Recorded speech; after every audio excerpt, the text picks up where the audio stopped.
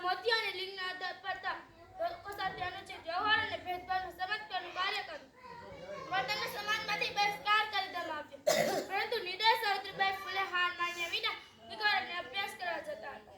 જ્યારે તો દીકરીને અભ્યાસ કરવા જતા ત્યારે સમાજના લોકો તેમના ઉપર કાદવ, કીચડ, ઝાડ વગેરે જો મારો કરતા નપશબ્દો પણ કહેતા હતા. ત્યારે તો નિરાશ થઈને જ્યોતિબા ફૂલેને કહેતા હતા. ત્યારે જ્યોતિબા ફૂલે માતા સાવિત્રીબાઈ ફૂલેને સમજાવતા કહેતા કે હજુ તો તારે આ સમાજને ઘણું આગળ લઈને આવવાનો છે. હજુ તો તારે આ સમાજને શિક્ષિત વર્ગ બનાવવાનો છે. તો મતસ્થ થઈ જાય તો કેમ ચાલશે? ત્યારબાદ માતા સાવિત્રીબાઈ ફૂલે ફરીથી દીકરીને અભ્યાસ કરવા જતા હતા. જ્યારે તો દીકરીને અભ્યાસ કરવા જતા ત્યારે તેમના બેગમાં એક વધારાની સાડી પણ લઈને જતા હતા. ત્યાં જઈને ખરાબ થયેલી સાડી ધોઈ સૂકી સાડી પહેરી દીકરીને અભ્યાસ કરવા જતા હતા. कब तक क्यों चूल्हा चौका में बसे रहोगे? तो थोड़ा आगे बढ़ो, शिक्षित व संघर्ष करो. એ સમયમાં જે કાર્ય કોઈ ન કરી શક્યું એ માતા સાવિત્રીબાઈ ફૂલે કરી બતાવ્યું. ભારતના પ્રથમ મહિલા શિક્ષિકા બની. બસ આટલું જ કહીશ. જય ભીમ. ના મારું નામ દિયાક્ષી છે. હું ધોરણ પહેલું ભણું છું.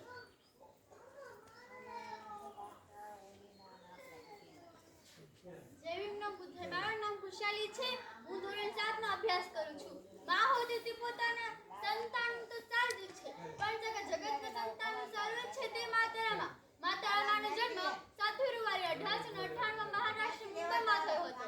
તેની માતાનું નામ રૂકમણીજી હતું. રૂકમણીજીને પાંગુ થઈ હતી અને આખા ઘરનો બોજ માતારામાં પર આવી ગયો હતો. તેઓ થોડા સમય પછી તેના મામા મમ્મીના ઘરે રહેવા ચાલી ગયા હતા અને આખા ઘરનો બોજ માતારામાં પર આવી ગયો હતો. તો આખા ઘરનું કામ સંભાળતા તેને 7 વર્ષના થયા. તે તેમના લગ્નની વાતો થવા લાગી. ત્યારે તેમના લગ્ન 14 વર્ષના બાબા સાથે થયા. ત્યારે તેમના ઘરે રમેશ નામના પુત્રનો જન્મ થયો.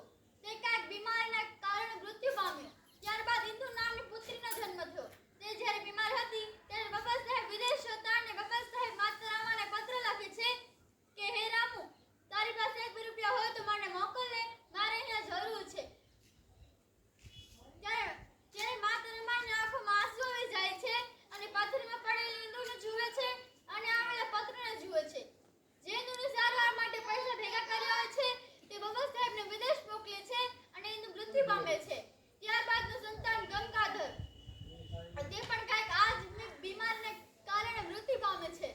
ત્યારે જ્યારે રાજરત્નનો જન્મ થાય છે ત્યારે બાબા સાહેબ તેને ઉછાળીને કહે છે કે હે રામુ, તું જોજે, હું આ રાજરત્નને ભારત દેશનો રાજા બનાવીશ, તેને ભારત દેશની ગાદી પર બેસાડીશ. અને જ્યારે રાજરત્ન મૃત્યુ પામે છે ત્યારે માતારામાં ક્રોધિત થઈને બાબા સાહેબને કહે છે, તમે તો કહેતા હતા ને કે રાજરત્નને ભારત દેશનો રાજા બનાવીશ, તેને ભારત દેશની ગાદી પર બેસાડીશ. હવે તે મૃત્યુ પામ્યો. હવે તમે કોણ રાજા બનાવશો? કોને ગાદી પર બેસાડશો?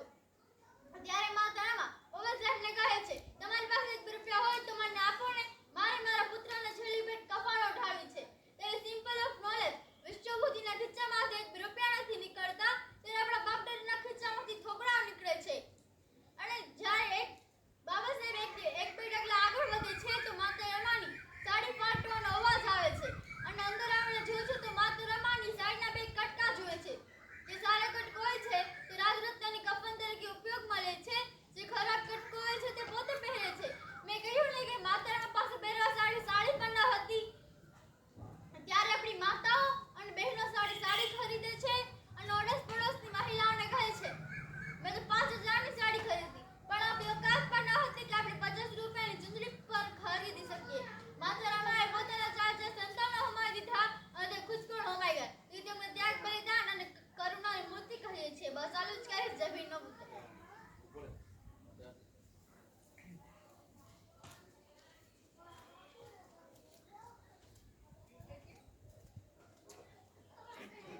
જય ભીમ, નમો બુદ્ધાય. જય જોહાર, જય મુને આપી. કે હમણાં એક સૈનિક આમ ભૂત વર્ણના કરાવી. આ કોઈ પ્રાર્થના કે ભજન નથી. આ એક પ્રકારની ગૌતમબુદ્ધની પ્રતિજ્ઞા છે. તેમને ઉપદેશ છે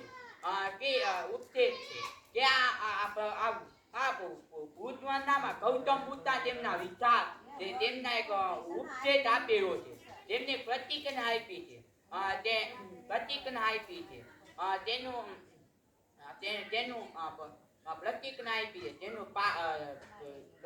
આપી છે.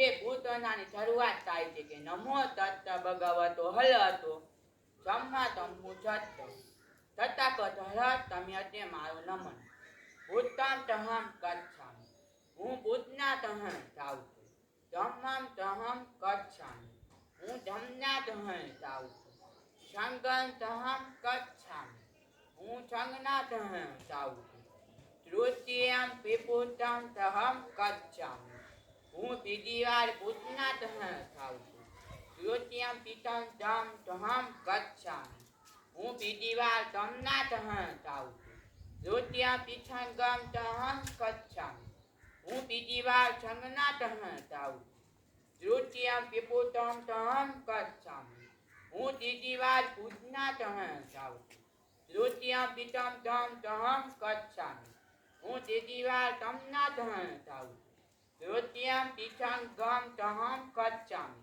હું ત્રીજી વાર સંગના તહ જાઉં છું પાણાતિ પાતા વેરમ એકાબદમ તમાત્યામિ હું પ્રાણી કે જીવ અને હિંસા અથવા હત્યા ન કરવાની કૌટબુદ્ધ પાસે શિક્ષા ગ્રહણ કરું છું અતિન્નતાના વેરમ એકાબદમ તમાત્યામિ હું ચોરી ન કરવાની કૌટબુદ્ધ પાસે શિક્ષા ગ્રહણ કરું છું કામે તુમિથા તારા વેરમ એકાબદમ તમાત્યામિ હું વ્યભિચાર અથવા સ્ત્રી ઉપર ખરાબ નજર નાખવાની કૌટબુદ્ધ પાસે શિક્ષા ગ્રહણ કરું છું પછી મોટા વાતા વેરમ એકાબદમ તમાત્યામિ હું છૂટું ન બોલવાની કૌટબુદ્ધ પાસે શિક્ષા ગ્રહણ કરું છું સુરા મેરય મધ્ય બ્રહ્મારતાના વેરમ એકાબદમ તમાત્યામિ હું ધારું કે નતિયા પ્રજાતનું અથવા દુગાથી મુક્ત દેવાની કૌટબુદ્ધ પાસે શિક્ષા ગ્રહણ કરું છું પછી તપ પાપ કર્મ કોઈ પણ પ્રકારનું અપુચ્છ કર્મ ન કરવું ઉત્તરાચ્ય ઉચ્છમ પદા સારી શિક્ષા ગ્રહણ કરવી સતીત્ય પરિયોથપહન પોતાના મનને પવિત્ર રાખવું હેતન ભૂતાન ધાતન હાથ પૂતની શિક્ષા છે હાથ તેમના ઉપદેશ છે સાધુ સાધુ સાધુ સાધુ શબ્દનો અર્થ રાગ થાય પણ સત્ય હાથમાં બોલવામાં આવે છે તેથી તેને આ કરીને સ્વીકાર કરો મારું અક્ષર પૂર્ણ કરું છું જય સુહાર જય મુનિવા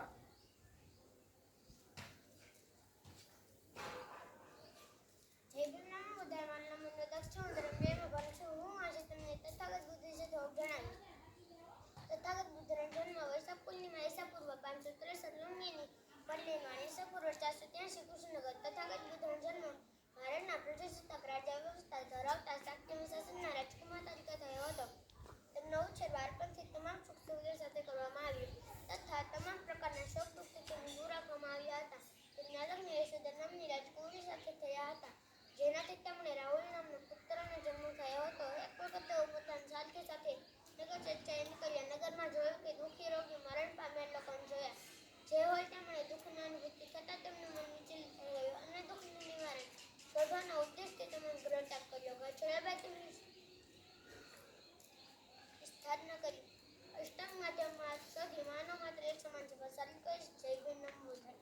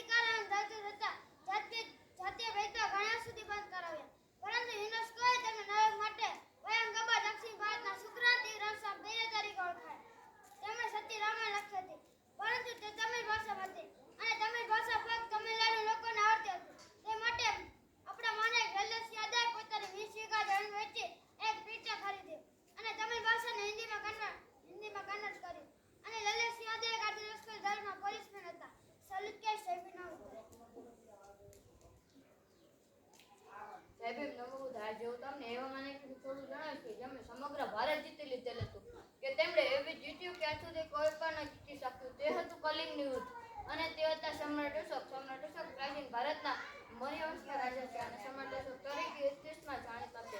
તેમના સમયમાં મૌર્ય સામ્રાજ્ય ઉત્તર હિન્દુકુશની પહાડીઓથી દક્ષિણમાં ગોદાવરી નદીના દક્ષિણ કાંઠા તથા મૈસૂર સુધી અને પૂર્વમાં બાંગ્લાદેશ જીતી લીધેલું હતું, કે જે તે સમયનું સૌથી મોટું વિશાળ સામ્રાજ્ય હતું.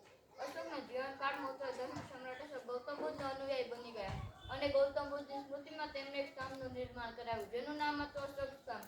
જે આજે પણ ગૌતમ બુદ્ધના જન્મ સ્થળ લુંબિનીમાં મહાદેવી મંદિર પાસે જોઈ શકાય છે.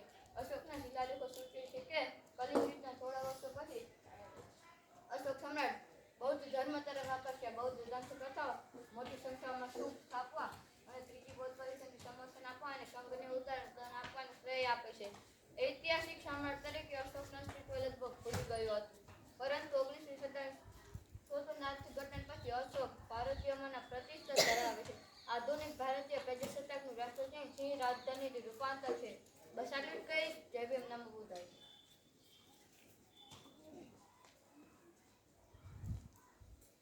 જય ભીમ, નમો બુદ્ધાય. મારું નામ ચિરાગ છે. હું ધોરણ 4 માં અભ્યાસ કરું છું.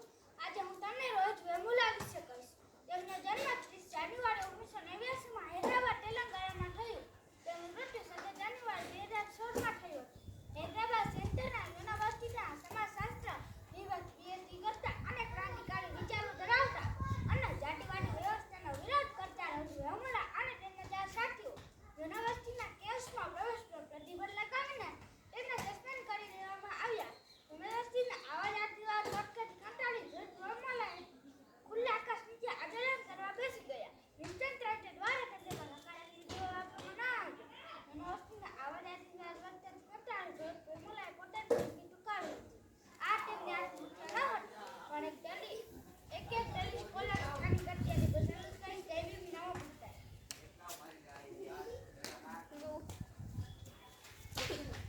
देवी न बुधाय आज હું તમને क्रांतिकारी वीर पेशवा स्टोरी बनाऊं છું. हमारे गले में आंधी और पीछे झाड़ू छुड़ाने की आजादी देने वाले वीर पेशवा को सच नमन.